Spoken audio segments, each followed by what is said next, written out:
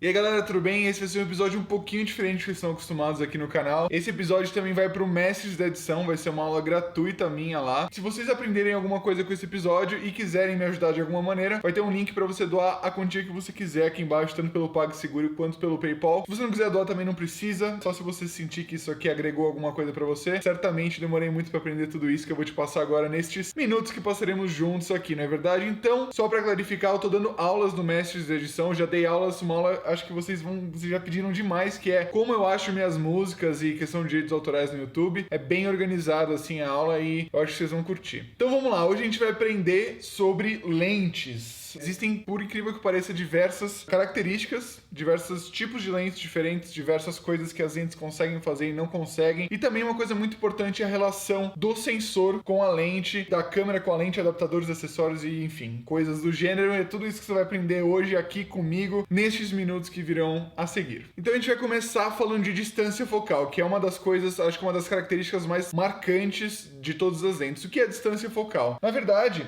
cada lente ela vai ter um número em milímetros que você consegue ver. Qual que é a relação desse número com a lente? Quanto menor o número, mais aberta a lente vai ser. E quanto maior o número, mais fechado e mais longe você vai conseguir enxergar através dessa lente. Então, basicamente, você pode pensar nesse número como se fosse uma medida de zoom da lente, por exemplo. Então, uma lente de 100 milímetros vai te aproximar mais do que você está querendo retratar do que uma lente de 20 milímetros. Só que cada lente tem sua utilidade específica, a gente vai entrar nesses detalhes minuciosos e essa é a distância focal, é a característica, é o número, né? Dentre todos os números que uma lente pode ser caracterizada, esse é o mais importante. Nós temos dois tipos de lentes básicas. Temos a lente fixa e a lente zoom. A lente fixa nada mais é do que uma lente que não tem zoom, certo? E uma lente zoom é uma lente que tem zoom, então é bem fácil. A lente fixa, por exemplo, essa aqui que está nessa câmera manual, ela só vai ter um anel de foco, certo? E ela pode ter um anel de abertura também, mas a lente fixa, ela tem algumas características interessantes. Porque de primeira, assim, você fala, nossa, por que eu chego e não compro uma lente zoom, que já são várias lentes em uma só, e uma lente fixa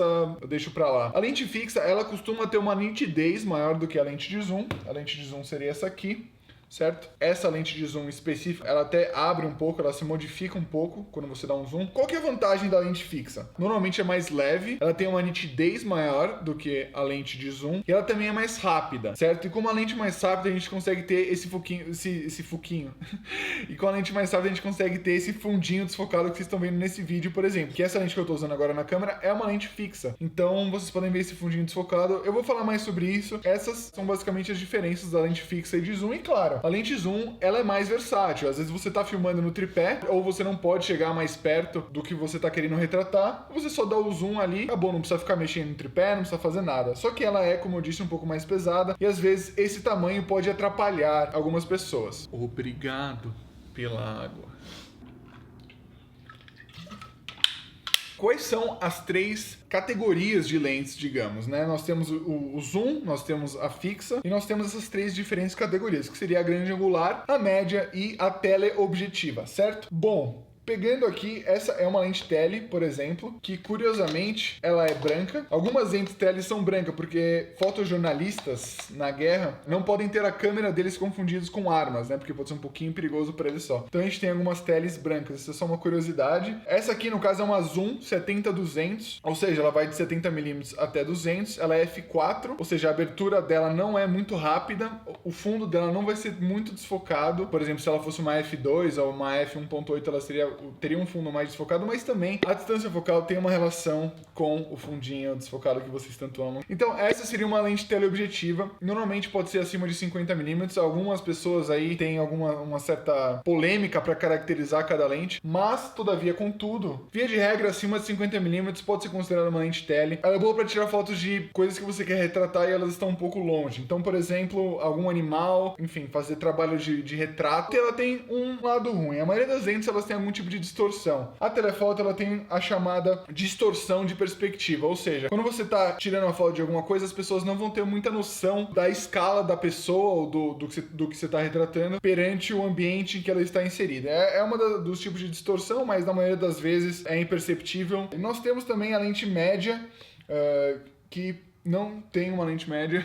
A lente média seria 50mm. É uma lente clássica, tá? Muita gente gosta de usar. Por que eu não gosto muito dela? Porque ela tá no meio termo ali, ela não é uma coisa nem outra, ela não te aproxima muito, mas ela também não te dá uma perspectiva geral. Muita gente gosta dela, muitos grandes fotógrafos usam ela. Eu pessoalmente não sou muito fã, mas isso é totalmente meu, né? Então, cada um aí tem o seu próprio gosto. Minhas lentes favoritas são as grandes angulares, né? Que essa, por exemplo, é uma 16-35. A que eu tô filmando agora é uma 35mm, pra vocês terem uma noção. Uma lente normal é uma lente que mais se assemelha ao olho humano, certo? Então, normal, mas pode ser considerado grande angular também. Abaixo de 40, na verdade, já começa a ser grande angular. Eu gosto muito da grande angular, eu acho que dá uma sensação de imersão muito interessante para quem tá assistindo o vídeo, para quem tá vendo a foto. Te possibilita, claro, englobar diversos aspectos do ambiente. Claro que isso te dá um desafio a mais na hora de enquadrar, que você tem que levar em consideração diversos elementos. Grande angular aí para paisagens, ela é muito boa principalmente, e eu gosto dela para gravar vlogs, assim como vocês estão aí vendo agora. A grande angular você tem que tomar um pequeno cuidado com ela, porque ela distorce as bordas. Dependendo da lente, claro, e dependendo da quão grande angular ela é, podendo chegar até no fisheye. A gente vai falar um pouco de lente fisheye mais pra frente nessa aula, e lentes especiais, mas tomem cuidado se vocês estiverem usando uma lente muito grande angular, ultra wide angle, que eles chamam, ela vai distorcer os cantos, então se você tiver em algum canto, você pode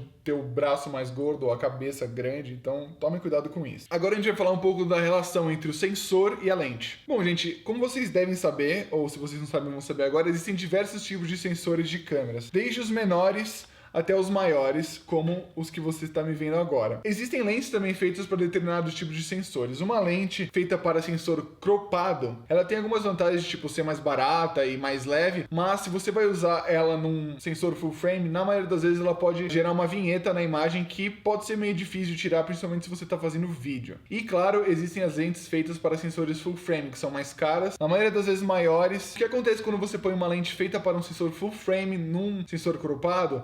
Você vai aumentar a distância focal da lente em 1.5 vezes se for Nikon e 1.62 se for Canon. Faz 1.5 que você tá bem. Então, uma lente 50mm feita para sensor full frame vai se transformar numa lente 75mm num sensor cropado. Vocês têm que levar isso em consideração quando vocês estão montando o seu kit, por dois motivos. É bom você ter uma lente mais grande angular, se você tem uma câmera de sensor cropado, mas você tem que pensar que se você pretende se profissionalizar, você vai acabar comprando uma câmera full frame eventualmente, e a sua lente feita para sensor cropado não pode ser ideal para sua câmera. Agora, uma questão que todo mundo acha interessante aí no meio, que é o fundo desfocado, que é o que chama de bokeh. É uma coisa interessantíssima. Eu era viciado nesse fundo desfocado quando eu comecei. É um investimento a mais você comprar lentes mais rápidas que contém uma abertura maior, ou seja, lentes de 1.4, 1.8. Essas lentes vão possibilitar que você tenha o fundo desfocado, assim como vocês estão vendo, e dar um ar mais profissional no vídeo, principalmente para vídeos de internet. Porque eu vendi todas as minhas lentes mais rápidas e passei para lentes zoom, que tinha uma abertura mais devagar, tá certo? Eu tinha essas lentes zoom até pouco tempo atrás, que são f4, ou seja, não tem um fundo muito desfocado. Porque eu queria me preocupar mais com enquadramento, e eu tava fazendo muito trabalho que tinha a ver com paisagem. Quando você tem o fundo desfocado, ele fica muito bonito, porque você não precisa ver o que tá aqui atrás. Você não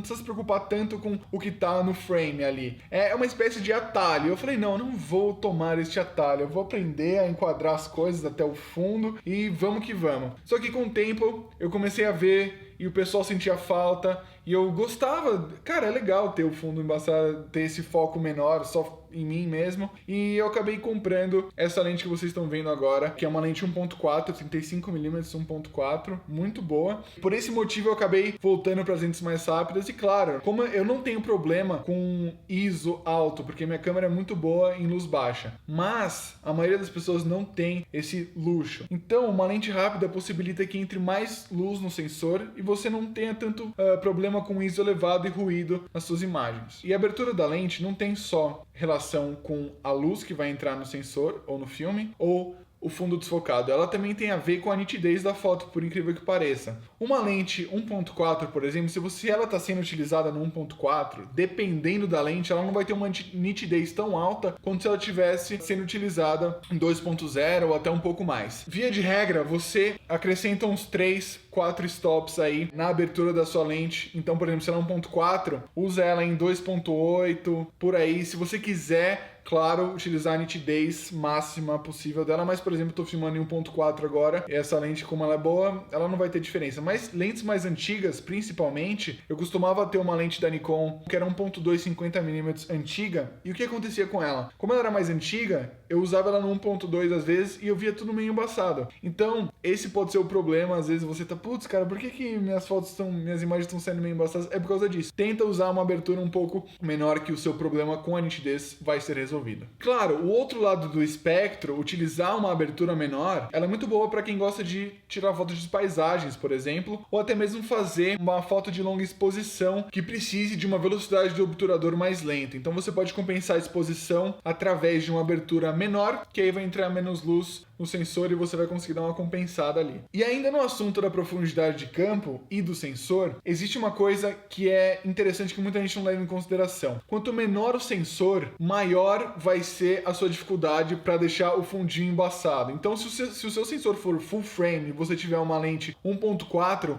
o fundo vai ficar muito mais embaçado do que se você tiver um sensor Micro Four Thirds ou um sensor cropado APS-C clássico. Leve isso em consideração, principalmente se você vai comprar uma Blackmagic que não tem um sensor full frame. Se você gosta muito do fundo embaçado, procure um sensor maior. Essa lente, por exemplo, dessa câmerazinha aqui, ela é 1.8, mas como o sensor é menor do que essa lente que está filmando, se eu colocar nas duas 1.8, você vai perceber uma diferença no fundo, no desfoque do fundo. Uma lente também tem funções específicas, tem lentes que tem tipos de foco específicos, botões e coisas do gênero, e é isso que a gente vai ver agora nesse próximo módulo da nossa aula. Em primeiro lugar, claro que o tipo de foco vai depender da câmera que você está usando, mas basicamente nós temos foco automático, foco manual e o foco contínuo. Qual que é a diferença entre esses tipos de foco? O foco manual, normalmente em lentes mais antigas ou lentes que não são compatíveis com a sua câmera e você precisa de um adaptador para usar, ele vai focar manualmente. Para vídeo, na maioria das vezes você vai estar utilizando foco manual, mas para foto pode ser um desafio, mas não tenha medo, não tema, meu caro. Muitos grandes fotógrafos sempre utilizaram foco manual e eu garanto que você consegue com uma técnica milenar chamada, não sei como chama em português essa técnica na verdade, mas é basicamente o seguinte: você sabe que o que você quer retratar vai passar em um certo local. Então, por exemplo, uma linha na rua, você quer tirar uma foto da pessoa, a pessoa tá andando e você sabe que a pessoa vai passar por essa linha. Você foca na linha e espera a pessoa chegar. É meio que um foco no futuro, digamos. E através de técnicas como essa, você vai conseguir usar uma lente no manual, e é até bom o pessoal começar com lente manual, e eu recomendo também que comece com uma lente fixa, porque você vai aprender a se mexer mais para buscar o enquadramento que você quer, e quando você não tem opção, cara, você começa a pensar mais em outras possibilidades. O foco automático, como diz o nome, um pouco antes de você disparar a foto, ela vai focar automaticamente. Existe o foco simples,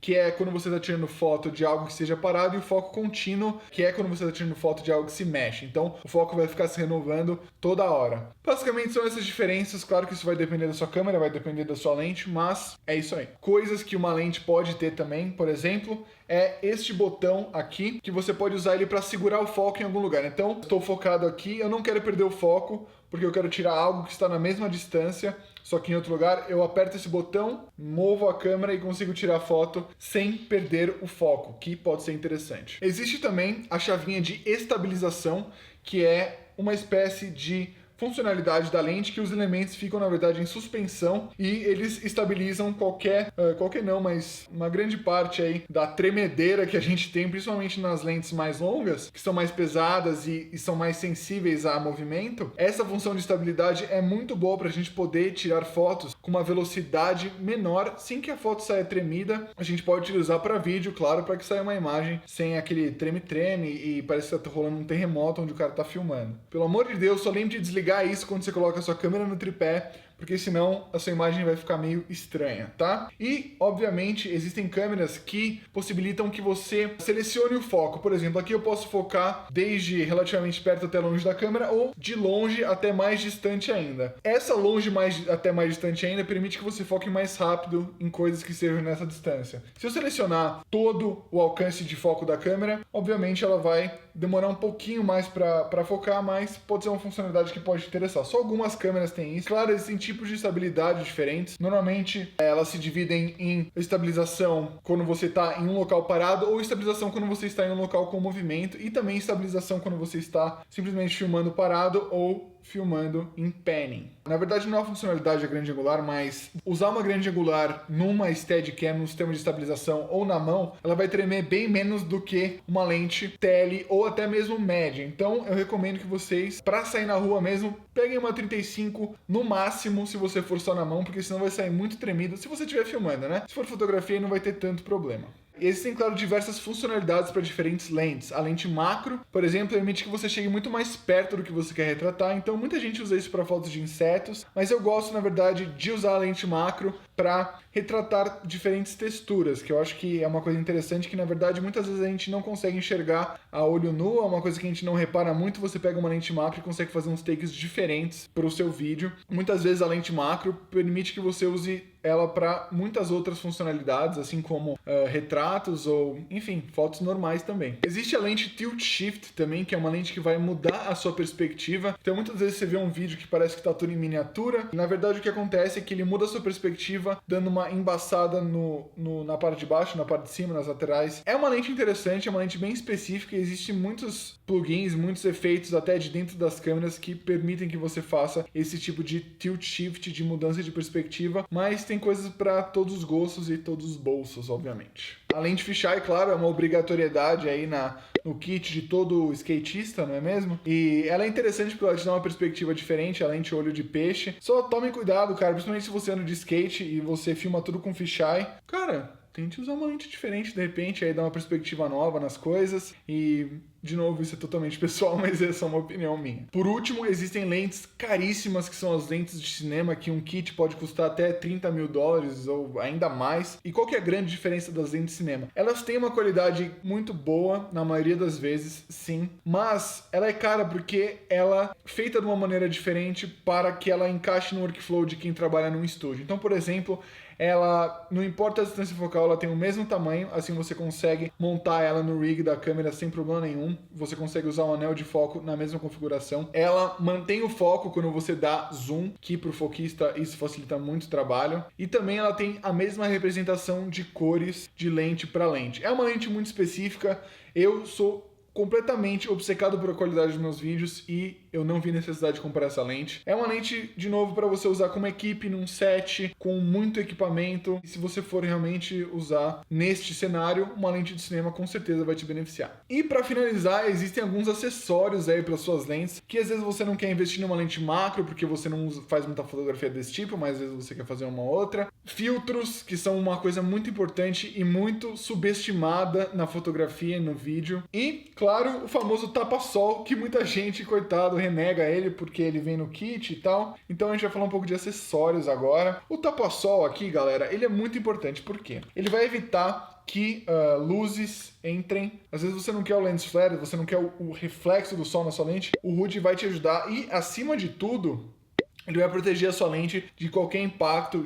Minha lente já foi salva uma vez pelo HUD, uma vez ela tá no tripé, a cena caiu, o lens HUD salvou. E se você vai guardar, você só inverte aqui o lens HUD e ele vai encaixar da mesma maneira, fica mais fácil de guardar e ela protege mais a lente. Sempre que vocês puderem aí, use o tapa-sol, não sei como falar isso em português, mas é muito útil. Existem tubos de extensão que você vai colocar entre a sua lente e a câmera para que ela consiga focar mais de perto e ela se transforme numa lente macro, que é uma solução mais barata, que eu pessoalmente uso para fazer reviews. Quem gosta de fazer review, é muito bom ter uma lente macro para mostrar o produto mais de perto. E a gente também tem teleconversores, que vão permitir que a sua lente funcionasse como uma teleobjetiva, por exemplo, e se aproxime mais do que você quer retratar. Então, você está tirando foto de um pássaro a 400 km de distância, você vai precisar de muitos teleconversores. Eu estou exagerando, obviamente. E qual que é o lado ruim desse tipo de conversor? É que, na verdade, ele vai reduzir a abertura da sua lente. Então, sua lente vai ficar mais devagar, vai entrar menos luz nela, mas, às vezes, pode ser benéfico para você. E, é claro, existem diferentes tipos de adaptadores para diferentes lentes e câmeras. Então, se você tem uma lente da Nikon e quer usar numa Sony, existe um adaptador para isso, é só você pesquisar. Eu recomendo que você invista um bom dinheiro no adaptador, porque ele vai estar entre a sua câmera e a sua lente, e eu garanto que você deve ter investido bastante na sua câmera e na sua lente aí, para que a sua lente não caia, não dê nenhum problema, e pesquise bem antes de comprar um. Filtros são um acessório imprescindível, principalmente para quem usa lentes rápidas. Eu gosto de dois tipos de filtro. O ND, existe o ND variável aqui, senhoras e senhores. calma aí, testemunho o poder do ND variável, que ele escurece e ele deixa também entrar mais luz se você precisar, para que você consiga usar uma abertura mais rápida e tenha aquele fundinho desfocado mesmo num dia de sol. O filtro polarizador é muito bom para aumentar a intensidade das cores verde e azul e também evitar que dê um reflexo em superfícies tipo vidro e coisas do gênero. Recomendo esses dois filtros e claro, às vezes você só quer proteger a lente, evitar reflexo do sol, filtro UV está aí para você.